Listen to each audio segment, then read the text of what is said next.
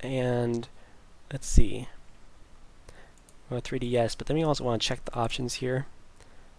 Let's say export texture maps, but make sure you select favor welding vertices. That seems to help keep things a little nicer when you import it into Blender. So make sure you check that right there.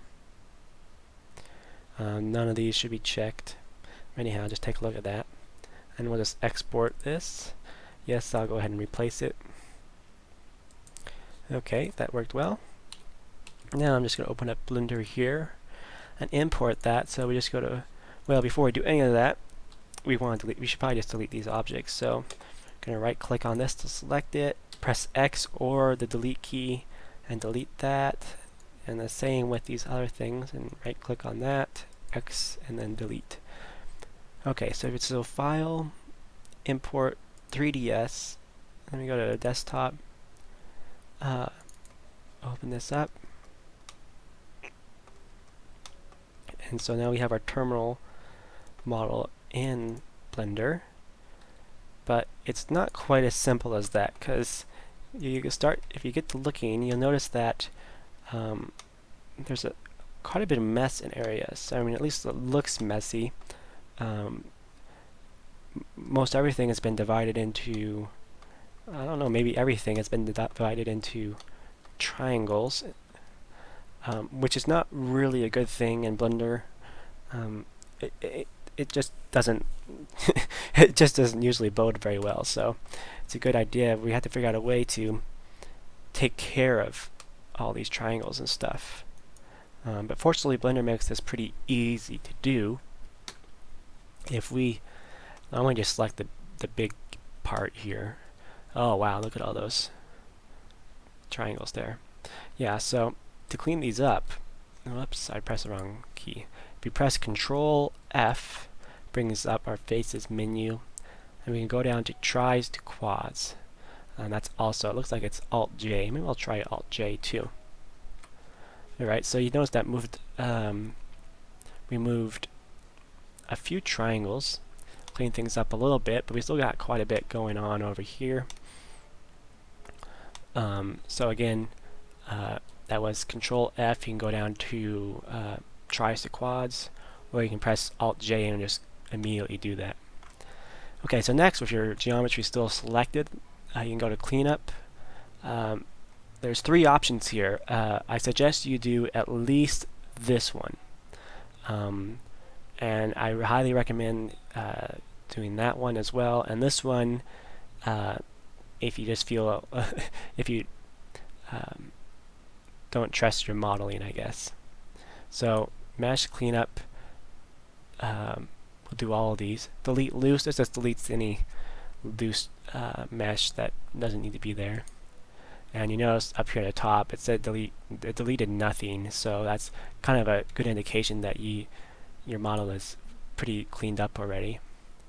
Next is degenerate dissolve, and you usually can get rid of a few edges or faces, and you can see we deleted 41 edges and 41 faces, so that's good.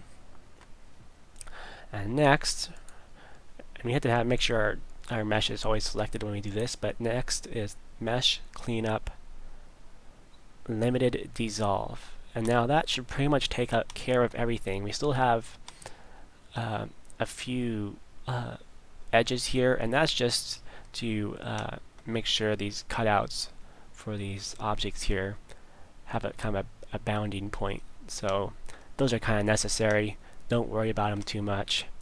But you'll notice for the most part, really clean the model up. It looks good now.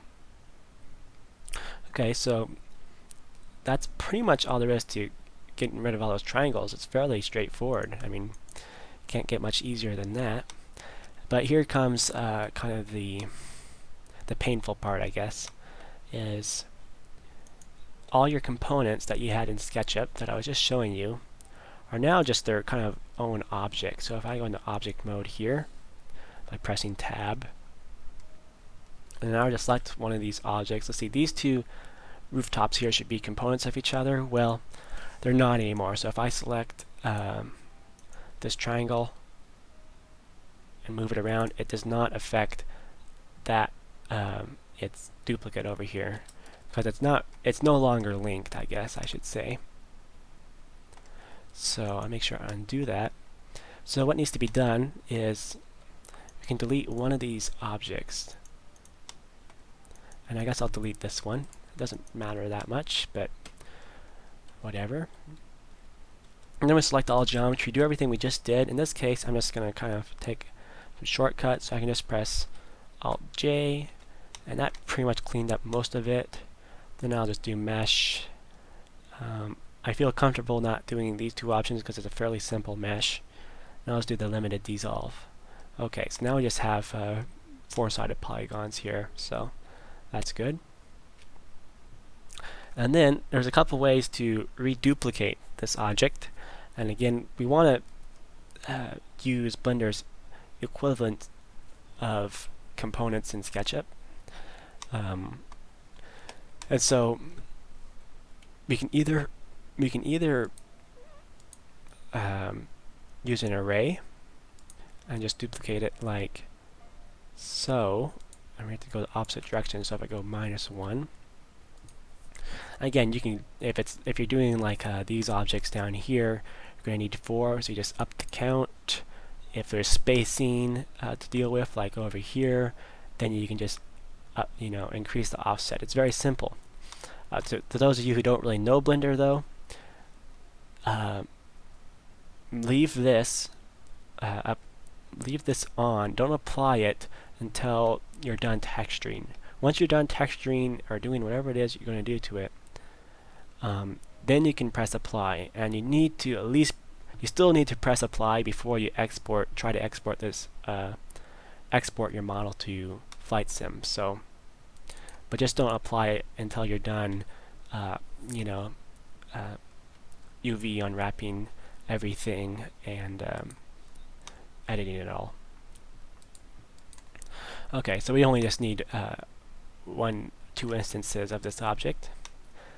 Okay, so now it looks just like it did, only this time we have 2 kind of linked objects. So if I modify this one, it modifies that one as well.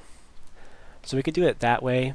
You can also just create a linked object, which I don't know. In this case, it's a little more of a pain, but this would be more like if you have kind of non-evenly spaced objects, like say these things right here. How you can't just use an array because an array just evenly spaces things. These are kind of unequally spaced apart. So in that case, you use something like this, which is instead of Shift-D to duplicate it, which creates a non-linked object, you press Alt-D and that creates a linked object, which again is just basically like a component in SketchUp. And then you just line it up by pressing G to move it and whatnot. And then we should have 2 linked objects. So if I select the face here, it modifies both of them. And again, this is also true for text UV mapping, is that the UVs will overlap, so you save texture space that way, which is what you want. So anyhow, I hope that kind of helps you guys, because obviously if you're not aware of any of these things, you'll import your model into Blender thinking you're just going to go ahead and texture it, and you'll start seeing all this mess here and stuff, and you'll be like, well, what's going on? No way I'm going to try and clean that all up by hand, and I certainly wouldn't. But it's actually quite easy if you know how to use the right tools. Right. I will be creating at least one more video on actually texturing some of this model, so stay tuned.